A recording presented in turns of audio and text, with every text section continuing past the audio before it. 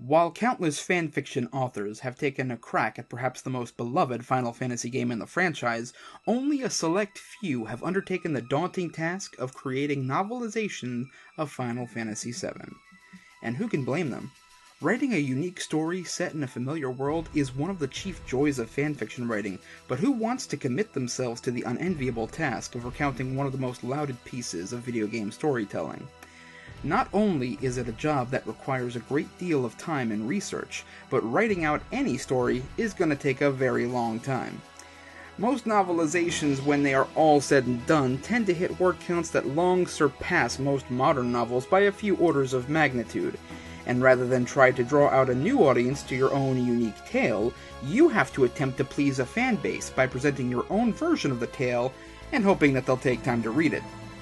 Two prime examples of this, which have accrued a great deal of attention over the past few years, have been the unofficial Final Fantasy VII novelization by MJ Gallagher, also known as SNG, and the Jenova project by Xander Williams, also known as Mr. Right.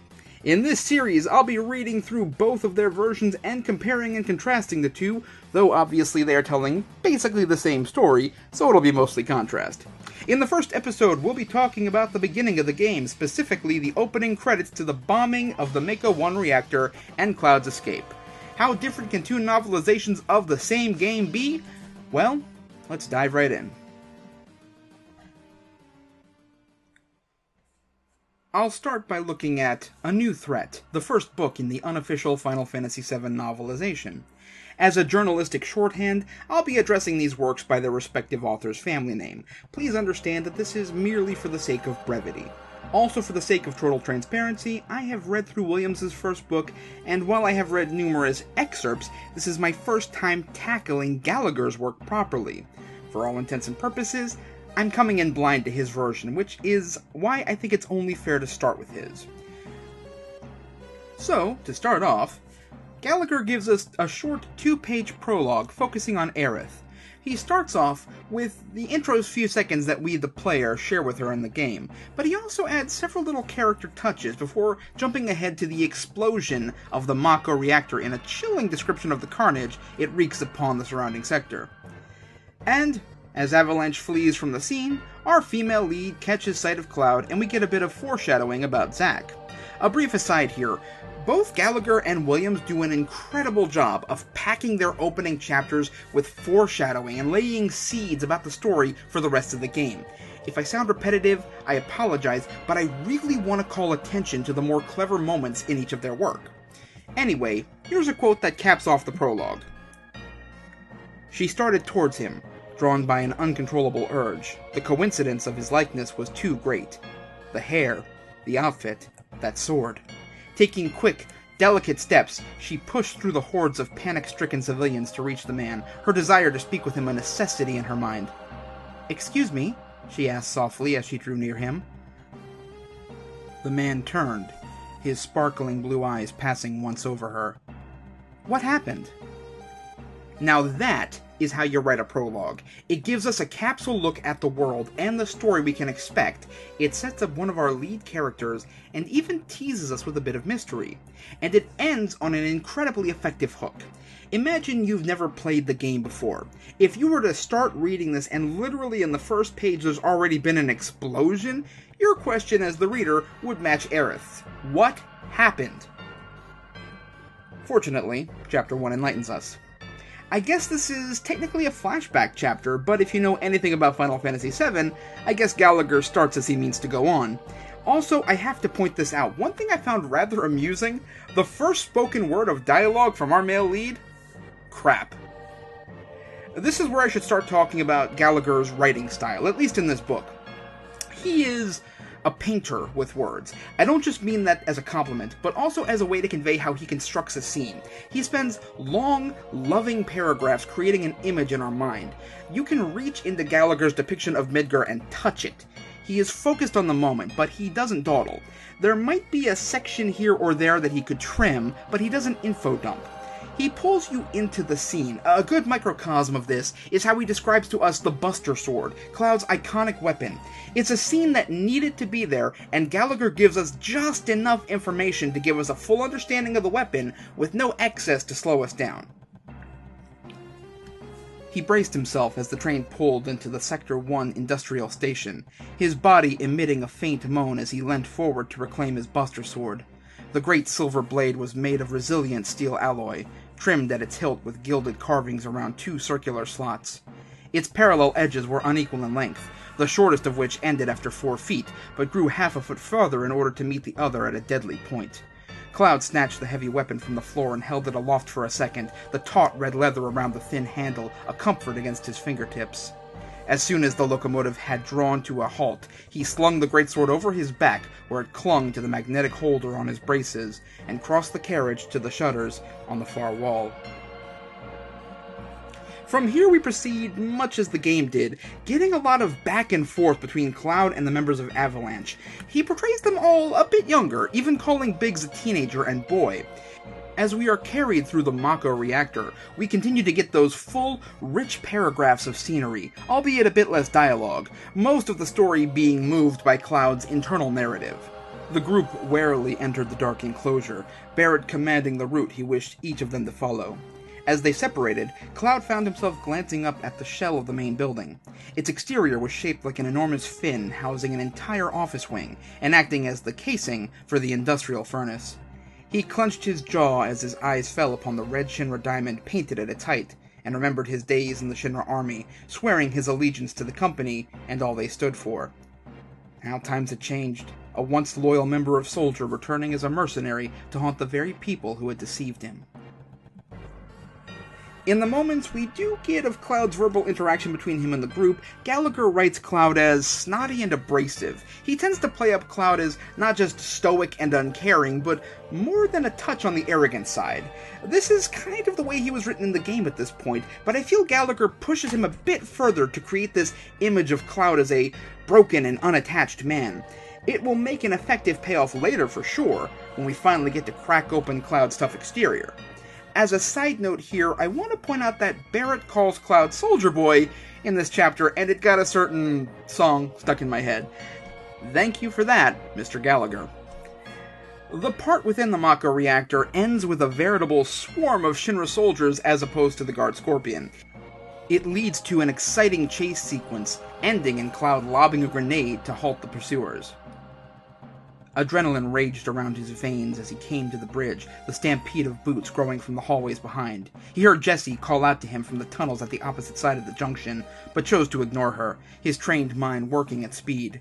Turning quickly, he could make out the blue figures of the approaching soldiers through the dimness, and knew that they would be upon him in seconds. Grabbing the leather brace on his chest, he yanked a hand grenade from his pocket, pulling out the pin as he let the bomb fall to the grid. "Get down!" he shouted, watching the others shield themselves as he dashed along the walkway towards them.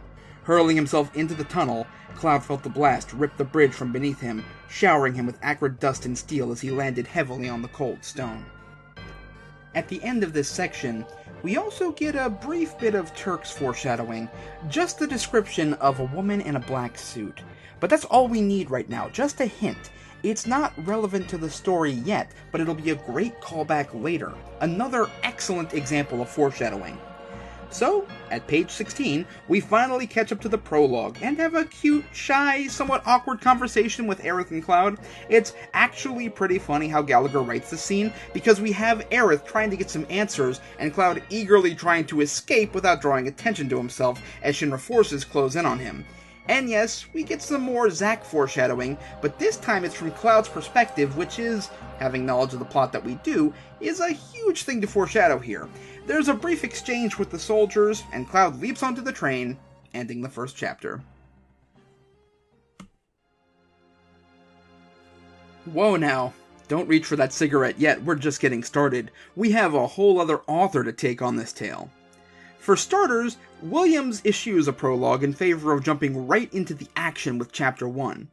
William also tends to write shorter chapters, but he packs a lot into them. To give you an idea, it takes us 2 chapters and a little bit over to catch up with Gallagher. And how does his incredible first chapter start off? With a few paragraphs told from President Shinra's viewpoint. Above the Black City, in a tower of glistening white, a man sat in a cozy office on a high-up floor, staring out the corner window at the bustling plaza below. The people down there were small as gnats, as plentiful as mold spores, and they swarmed about each other like a cloud of locusts. Which would I hit first, he thought, resting an elbow on the leather arm of his chair. Terminal velocity, or the ground? He should have gone home hours ago, the city lights stretching like a starscape beneath him. The plaza fountain glowed in changing light. The walls of his office were white, pearlescent metal, as was the door. A speaker box next to it chimed gently. "Yeah," he said at the door, then picked the phone off of its docking station and put it to his ear. The door slid into the wall with a hiss. His secretary entered with a stack of papers, file folders and envelopes, all of which she put into his inbox. He nodded at her, pretending to listen to someone on the other end of the line. She smiled politely at him, mouthed "good night," and left. The door hissed shut. "No raise today, Gladys," he grinned to himself. He hung up the phone, its cord furled and twisted. He turned his gaze back to the corner window, down upon the Black City.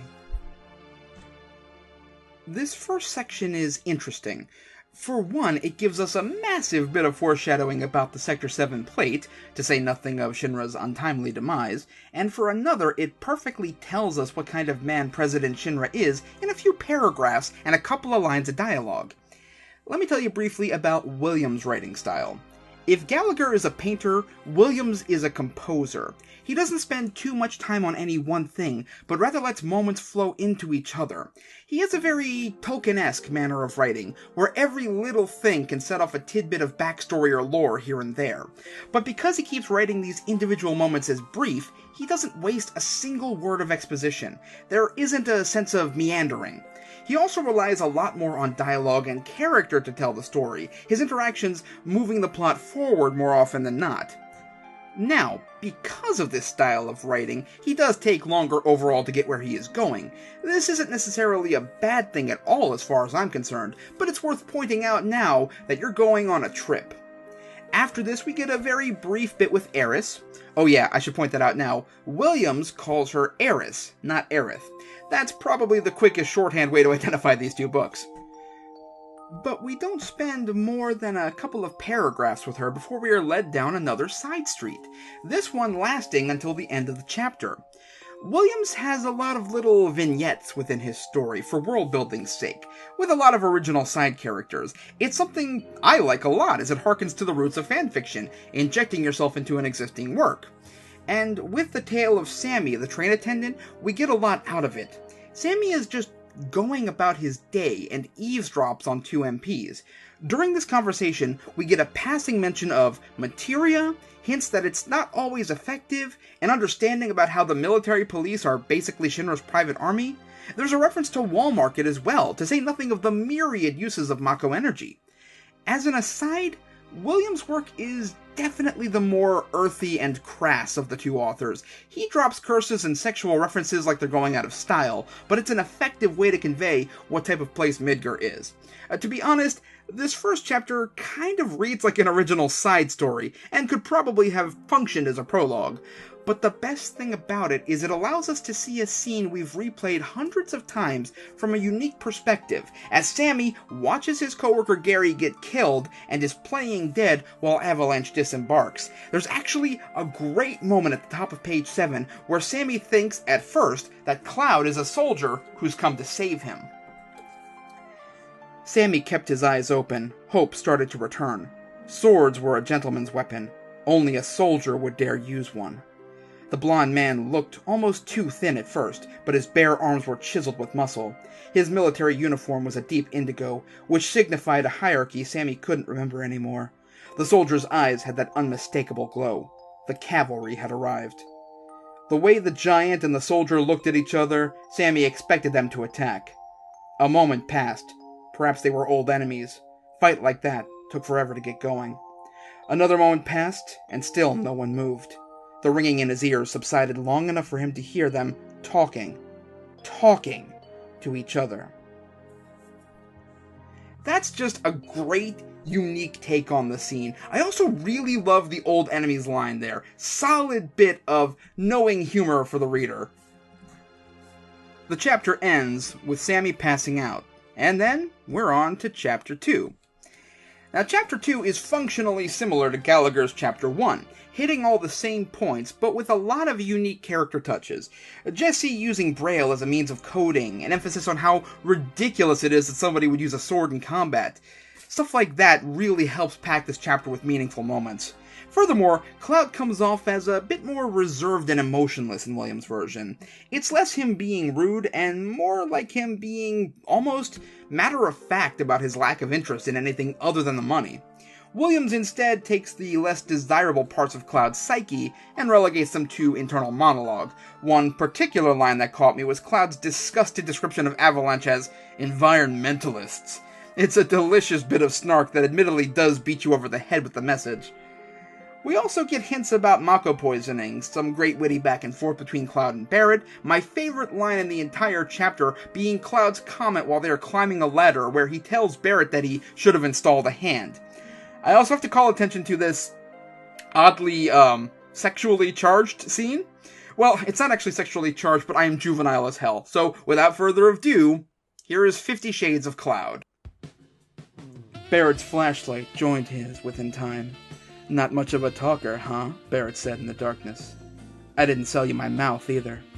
Is that extra? Wonder what a smile'd cost. More than you could pay. Well, that was stupid.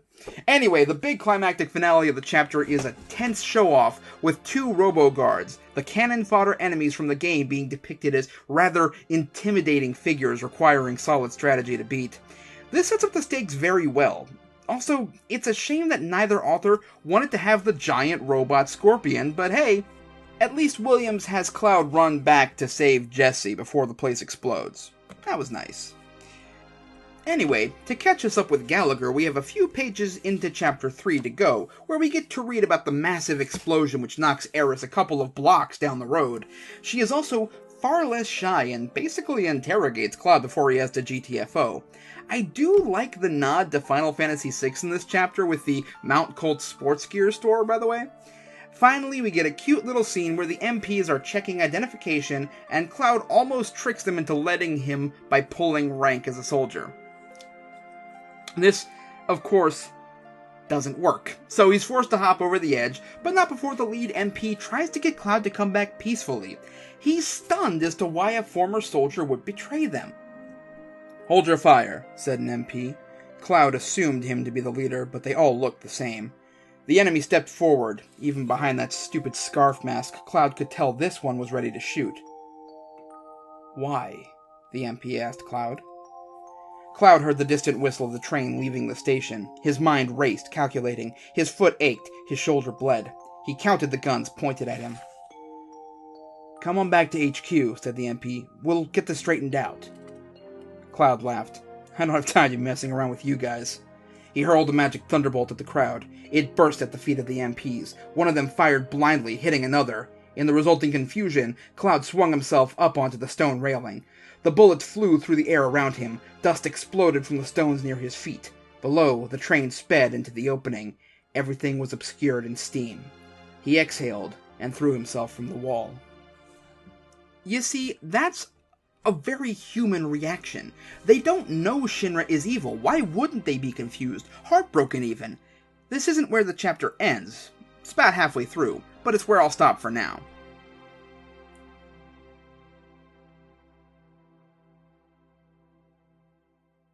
Well, we have just begun our adventure here, but there are a few points I'd like to say about what I've noticed.